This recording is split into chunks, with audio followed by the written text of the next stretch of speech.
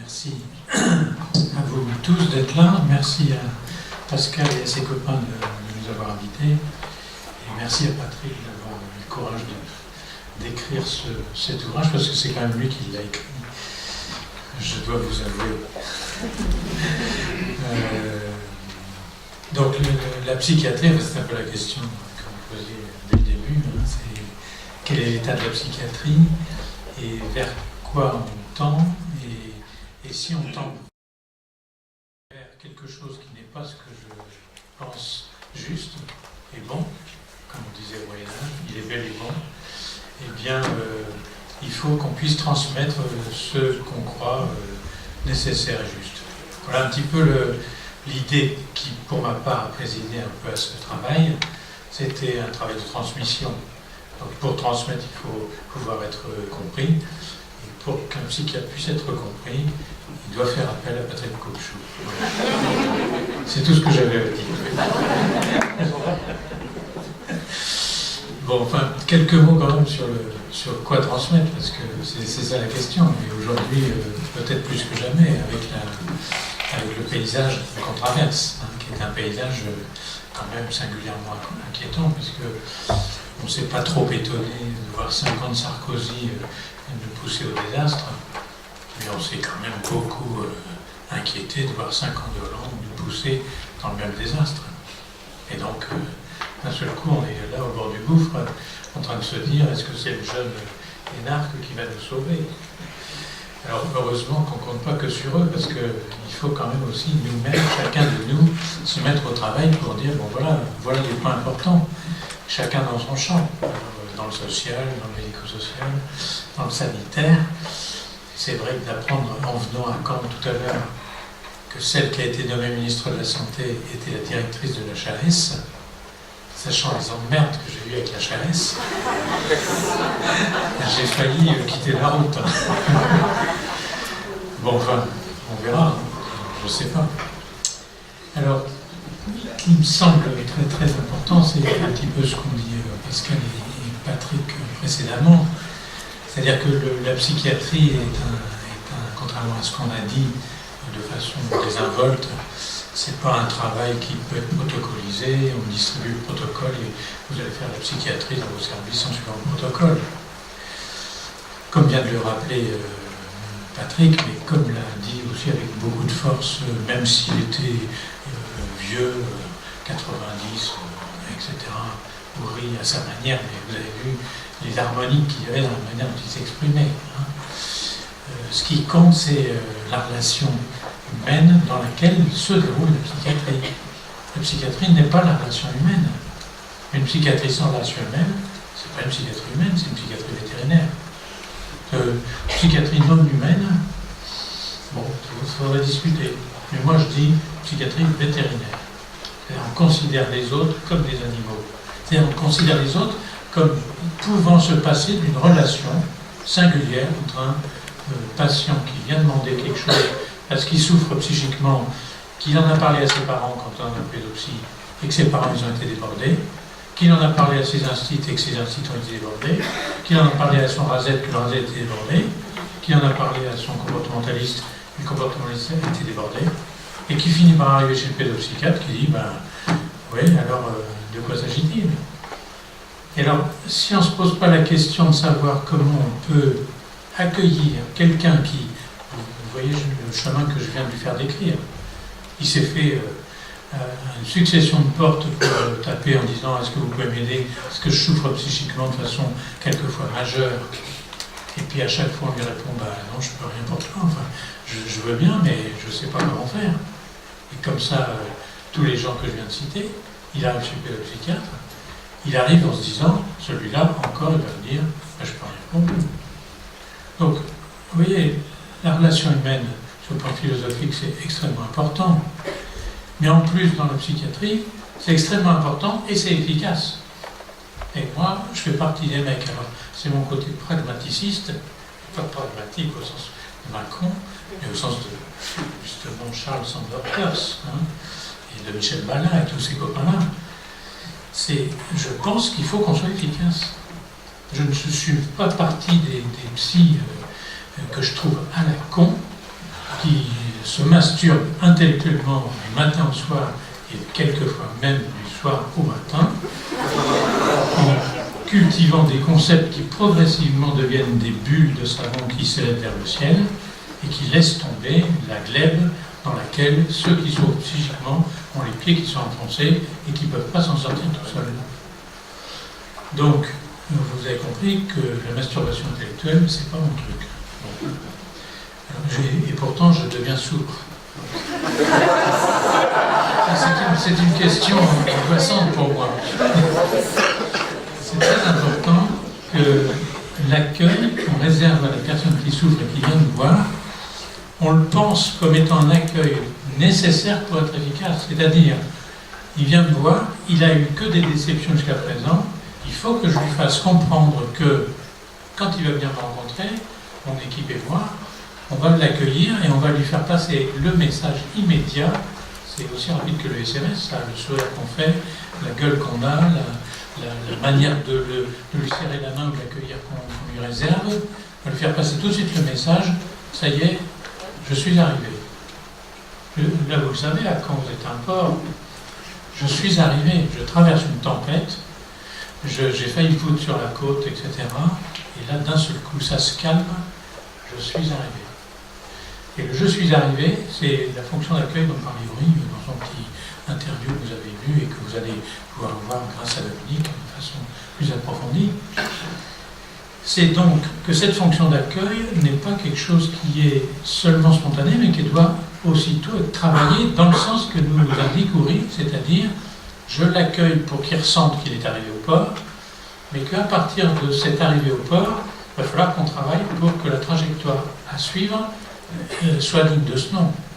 Et donc la nécessité de développer cette catégorie que Uri ose, à son âge et à l'Assemblée nationale, développer comme étant la plus importante, le diagnostic. Vous vous rendez compte un peu? À un moment où tout le monde se branle décidément du diagnostic, en pensant que le diagnostic c'est fait par le DSM, dans lequel il suffit de cocher les cases et que vous allez avoir la réponse en bas à droite.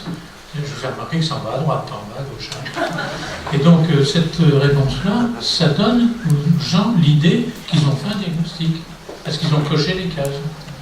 Et Uri a passé toute sa vie, c'est-à-dire 90 ans, moins les 20 premières années, à essayer de nous démontrer que la question du diagnostic est essentielle. Qu'est-ce que ça veut dire diagnostic? Ça veut dire rencontrer un autre et avancer avec lui pour faire connaissance avec lui de façon qu'on puisse partager un point de vue sur sa psychopathologie.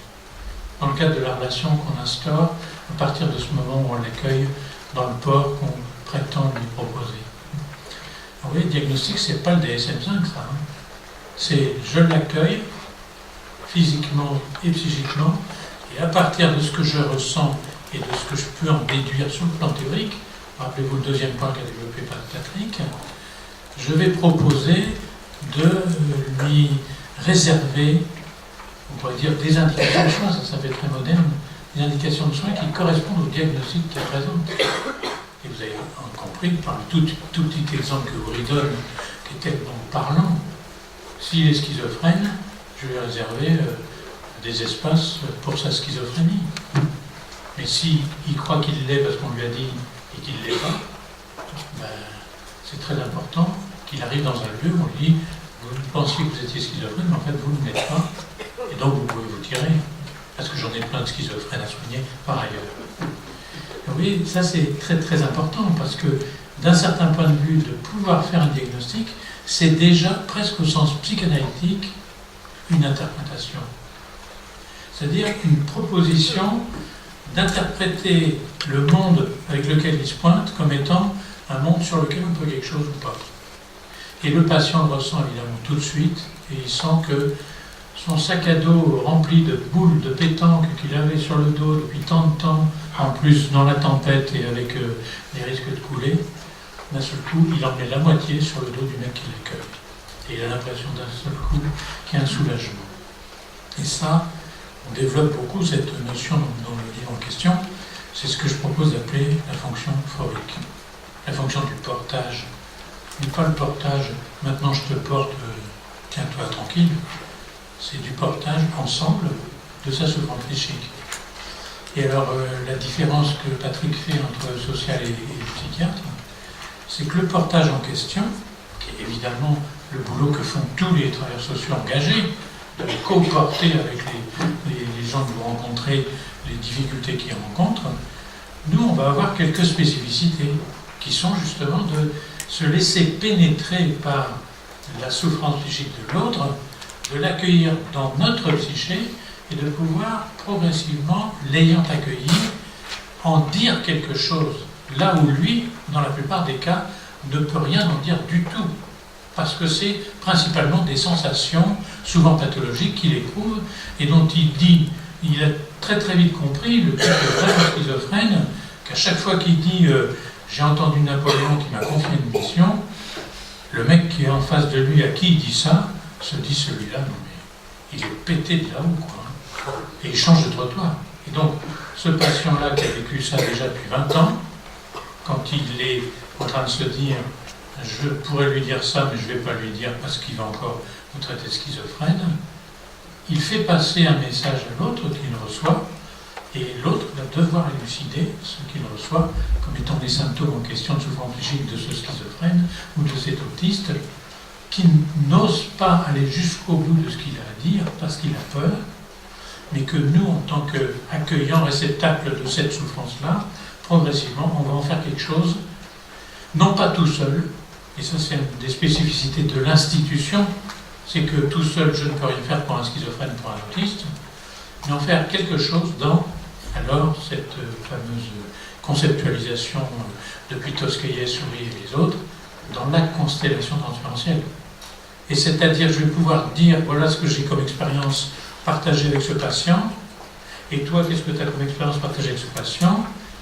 Et c'est quand même étonnant de voir que tu as une expérience avec ce patient qui est totalement différente de celle que j'ai moi avec le même patient. On va se demander, si on réfléchit bien jusqu'au bout de cette question, qui est-ce qui est le plus fort en psychopathologie? Est-ce que c'est toi ou est-ce que c'est moi? Moi, je suis professeur des universités. Donc, vous savez quand même, c'est vite fait, hein? C'est forcément moi qui ai raison. Et toi, t'es infirmière? T'es Janine? T'es ASH? Non, mais écoute, la ferme. Donc, vous voyez, la constellation transférentielle, contrairement à ce qu'on pourrait penser, ça ne se crée pas comme ça d'un coup de baguette magique.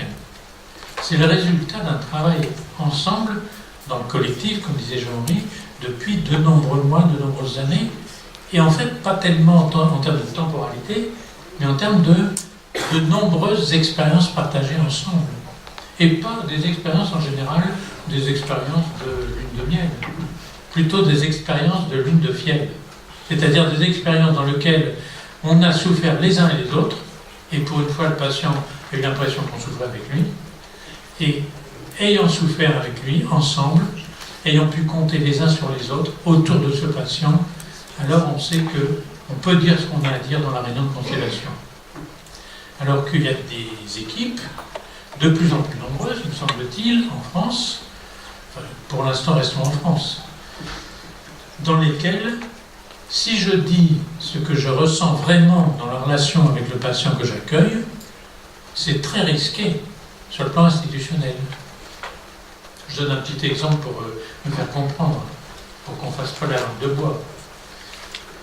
Si je dis, dans la réunion de mon service, on fait une synthèse à propos d'un patient qui va très mal. Je dis, ce patient-là, si ça continue, je lui fous mon poing dans la gueule et je le fous par la fenêtre de mon bureau. Quelqu'un pose la question toujours, à quel étage est ton bureau? C'est quand même très important de la pratique, ça. Hein. Si vous êtes au 7e ciel, dans le bureau du 7e ciel, évidemment, si vous le foutez par la fenêtre, c'est risqué. Alors si vous dites ça dans la réunion, et que quelques mois plus tard, dans l'entretien que vous avez avec votre cadre, avant la fin de l'année, l'entretien dans lequel il fait l'évaluation de votre travail pendant l'année, il ressort que le 15 mai 2017, alors on est en décembre 2017, vous avez dit dans la réunion, si ça continue, ce patient, je le fous par la fenêtre. Le cadre dit à l'infirmier, vous savez, vous n'avez pas le droit de faire ça. L'infirmier est très content d'apprendre Ça doit faire partie de la formation continue, ça. Mais le type à qui on dit ça et à qui on ajoute, comme vous avez dit ça et qu'on n'a pas le droit de faire ça, je ne vais pas pouvoir augmenter votre note cette année. La personne à qui ça arrive une fois dans sa vie professionnelle ne parlera plus jamais de ce que ça lui fait, le sentiment tout à fait particulier de haïr un patient qu'on est payé pour accueillir. Et voilà, le problème, c'est que ça vous est sans doute, si vous accueillez des patients difficiles, très souvent arrivé, d'éprouver ça, et vous vous dites, je ne peux pas en parler dans mon équipe. Et si vous ne pouvez pas en parler dans votre équipe, je vous conseille de lire et d'acheter donc le bouquin de Patrick Couchou sur la déprime des opprimés, sur Souffrance en France, le livre de jour, etc. C'est-à-dire vous êtes conduit de fait au burn-out. Alors ça, c'est très important d'avoir ça présent à l'esprit parce que le point de vue du mouvement de psychothérapie émotionnelle, c'est précisément l'inverse. C'est d'accueillir en soi des éléments qui viennent du patient dans le cadre de la relation qu'il instaure avec vous et que vous instaurez avec lui, et il va se servir de vous pour y déposer dans votre appareil psychique à vous, le soignant ou le travailleur social ou tous les gens qui s'occupent de ce patient prétendument, il va y déposer des choses quelquefois qu'il ne supporte plus dans sa propre tête à lui. Et précisément, c'est les choses qu'il persécute. C'est des choses qu'il n'aime pas en lui. C'est des choses dont il veut se débarrasser. Et pour une fois qu'il rencontre quelqu'un qui l'accueille de façon humaine, eh bien c'est chez lui précisément qu'il va se débarrasser de ces éléments qu'il ne veut plus en lui. Et vous allez recevoir des trucs en vous disant pourquoi je hais ce patient, pourquoi j'ai envie de le foutre par la fenêtre. Et si vous n'êtes pas dans un endroit où on réfléchit à la psychopathologie transférentielle, vous allez vous dire j'ai dû faire un truc qui n'était pas normal, et puis en fait il commence à m'emmerder, ce type, et en fait la prochaine fois qu'il est agressif, je l'attache dans son plumard, je ferme la porte. Et en fait, si vous êtes dans une ambiance dans laquelle on prend les choses autrement, vous êtes dans un système dans lequel vous vous dites ce patient est encore agressif avec moi, je ne l'aime déjà pas du tout, ça vaudrait le coup qu'on réfléchisse à cette question avec mes copains de la constellation transférentielle. Et vous allez vous rendre compte à ce moment-là que dans la constellation transférentielle, il y a des gens qui éprouvent des choses comme vous, un peu différentes, mais un peu dans le même sens, puis il y a des gens qui éprouvent des choses tout à fait différentes, qui sont au contraire très idéalisantes, ou des choses comme ça. L'exemple classique que je donne, je m'excuse pour Isabelle, parce qu'on a travaillé hier ensemble, donc je l'ai déjà donné. Le psychomotricien reçoit le patient autiste, psychotique, depuis déjà plusieurs mois, et vraiment, ça ne va pas du tout avec ce patient-là. Et à chaque fois qu'il sort d'une des deux séances hebdomadaires avec lui, il se dit vraiment, je suis vraiment dans un état avec lui, ça me met en vrac à chaque fois que je le reçois, ça va très mal, il va de plus en plus mal, et moi je vais de plus en plus mal, et vraiment je sens que je fais un boulot de merde et que je suis nul. Et alors si son copain de la constellation transférentielle lui dit, ça m'étonne pas que tu te sentes nul, parce que tu l'es, vous n'allez pas réfléchir de façon psychopathologique approfondie dans le transfert au fait que ce patient vous a projeté ces mauvais objets. Alors que lui qui vous répond ça, ça ne m'étonne pas que tu te sentes nul, tu l'es, lui il est en train de faire son miel avec des séances où ça se passe vachement bien, de mieux en mieux, par exemple l'orthophoniste, et qui dit vraiment le travail que je fais avec ce patient, c'est très gratifiant parce que il fait une évolution incroyable dans la trajectoire en même temps qu'il se débine avec toi, avec moi, ça va de mieux en mieux. Et donc évidemment, il a tendance à penser que lui, ce qu'il fait pour le patient, c'est lui qui lui amène du bon, et que si le patient va plus mal avec l'autre, c'est parce que l'autre est nul. Et pas à essayer de relire l'article de Mélanie Klein de 1947 sur les mécanismes schizoïdes dans la psychose de l'enfant, à l'époque où la psychose de l'enfant existait. Parce que vous savez que ça a été supprimé sous l'influence maintenant de Harry Potter, des troubles du spectre autistique, il n'y a plus de psychose chez nous. Alors vous voyez, cette question-là est très intéressante pour nous, parce qu'elle met en jeu on pourrait dire en même temps la nécessité vitale d'une institution, c'est-à-dire d'un groupe humain qui accueille les patients et qui peut donc prétendre les soigner et se répartir les bons et les mauvais objets dans le transfert qu'on soit. Et puis le fait que cette institution-là ne va pouvoir prendre son développement et son efficacité que d'un seul truc essentiel qui fait que souvent quand on me dit quelle est l'actualité de la psychothérapie émotionnelle, je réponds la réunion de constellation transférentielle. C'est-à-dire, est-ce que vous avez dans votre équipe un endroit où vous pouvez vous réunir et où vous pouvez dire les trucs qui vont mal pour pouvoir les partager avec les autres? Si oui, vous faites sans le savoir de la psychothérapie émotionnelle. Sinon, eh bien, essayez de faire une réunion dans laquelle on peut amener ces problèmes difficiles et se faire aider par les autres pour les partager et les transformer. Et là, il y a quelque chose qui est spécifique à la psychothérapie émotionnelle, c'est que justement pour pouvoir les transformer, il faut quitter les systèmes hiérarchiques classiques, il faut rentrer dans d'autres hiérarchies que Guattari avait appelées transversales, par exemple, que je propose d'appeler subjectales, qui sont des hiérarchies qui tiennent compte essentiellement du transfert. C'est-à-dire, je reçois un certain nombre de choses du patient, je les traite à mon niveau, je les apporte dans la réunion, et ensemble, on voit l'hétérogénéité des mécanismes transférentiels que ce patient a envoyés sur toutes les personnes de la constellation qui s'occupent de lui. Et on va traiter ça, comme disait Maury souvent, en généralisant le principe de Stanton et Schwartz, c'est-à-dire le traitement du clivage institutionnel. Alors voilà, il me semble qu'aujourd'hui, vous voyez, cette question-là est tout à fait essentielle, mais cette question-là, on ne pourrait pas en parler comme ça aujourd'hui s'il y avait eu Pinel qui a apporté la notion de psychothérapie avec son traitement moral. Les premières formes de psychothérapie, c'est Pinel en 1795. Quand il libère les fous de leur chaîne, il anticipe déjà sur le fait qu'il faut qu'une institution accueillante, vous voyez.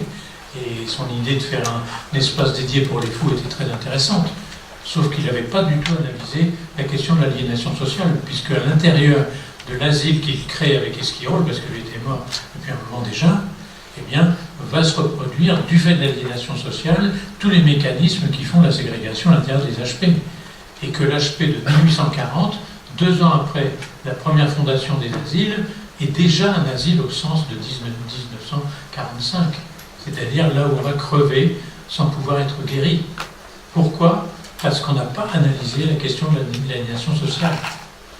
Après Pinel, il y a Freud, qui apporte la question de réflexion sur le concept de transfert, et qui va nous éclairer de façon très puissante sur qu'en est-il du transfert dans la névrose occidentale poids moyen, et qui va nous aider à mettre en place la cure type pour traiter les névrosés occidentaux poids moyen. Le problème, c'est qu'aujourd'hui, il n'y en a plus tellement des névrosés occidentaux poids moyen.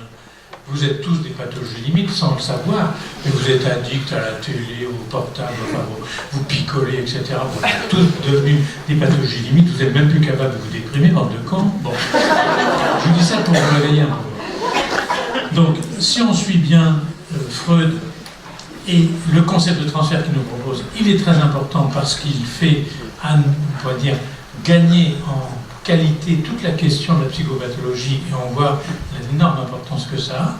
Mais le problème de Freud, c'est qu'il a lui-même et ses élèves considéré que la cure type, dans un certain nombre de cas, pouvait être appliquée dans l'ensemble des pathologies de la psychiatrie.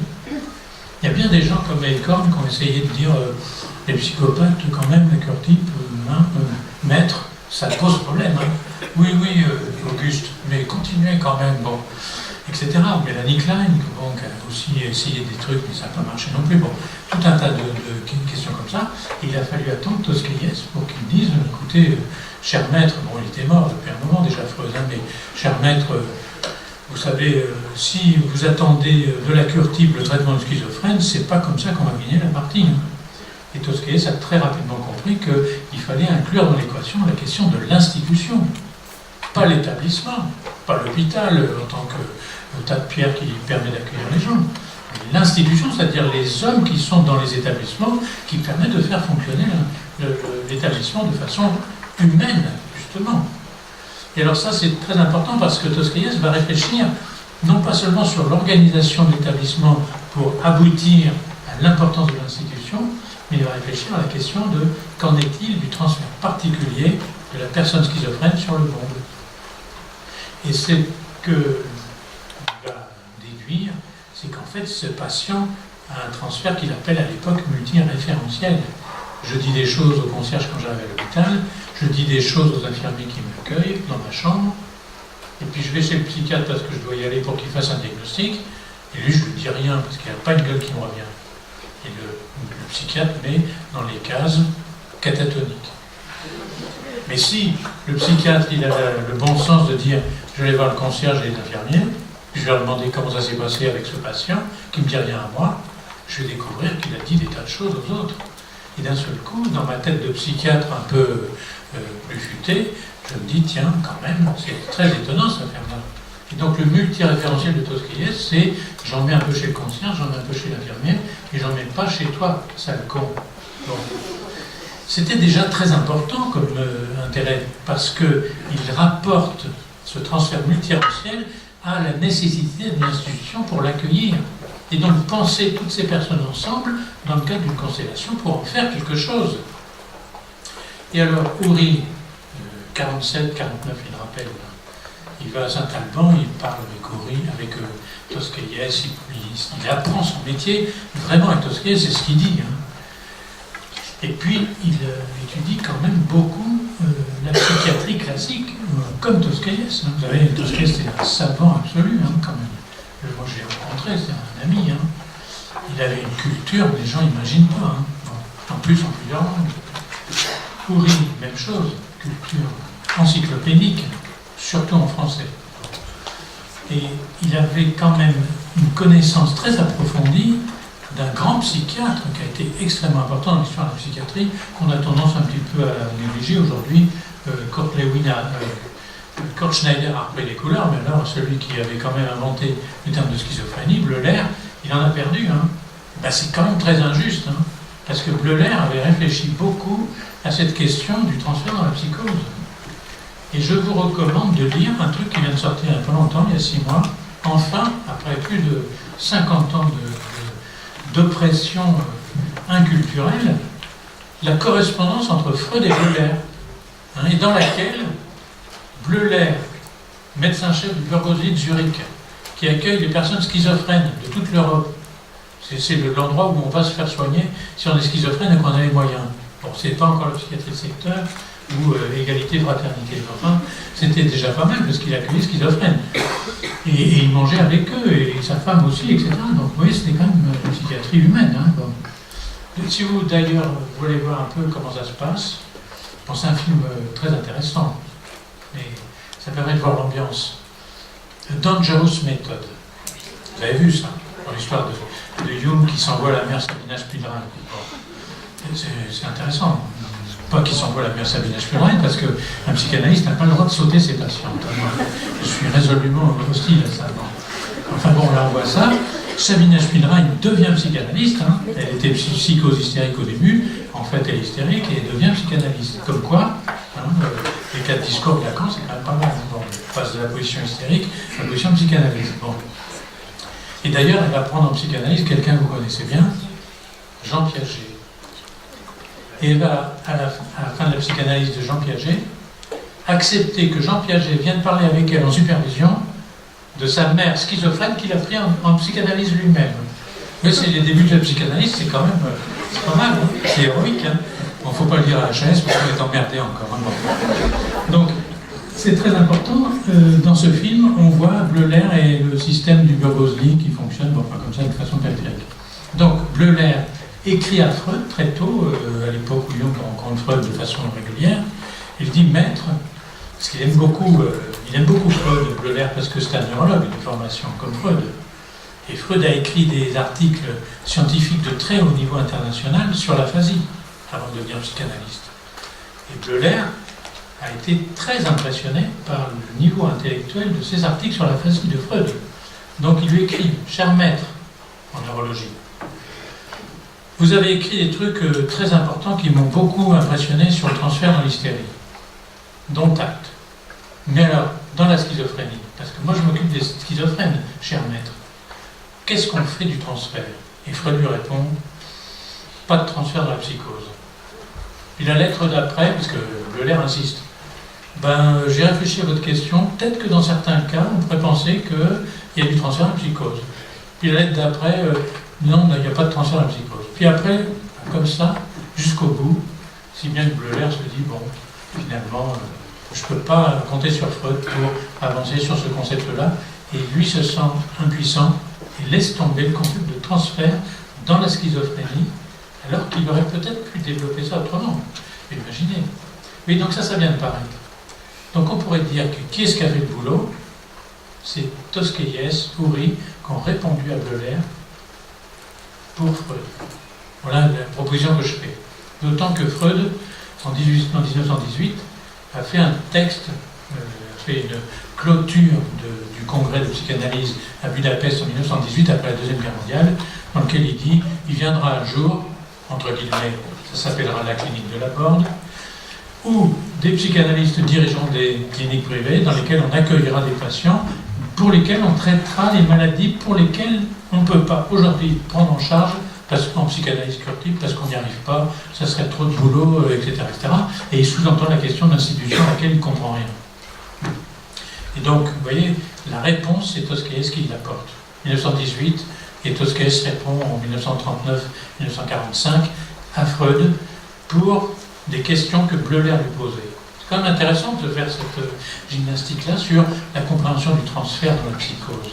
Parce qu'après, quand on va étendre ça à la question de l'autisme, évidemment, ça va nous aider à pouvoir proposer des concepts métapsychologiques sur le transfert dans l'autisme à partir de ce que Tosquelles, transfert multiréférentiel, enrichi par Houry, transfert dissocié, qu'il a pris donc à Bleuler, qui posait ces questions sans avoir de réponse.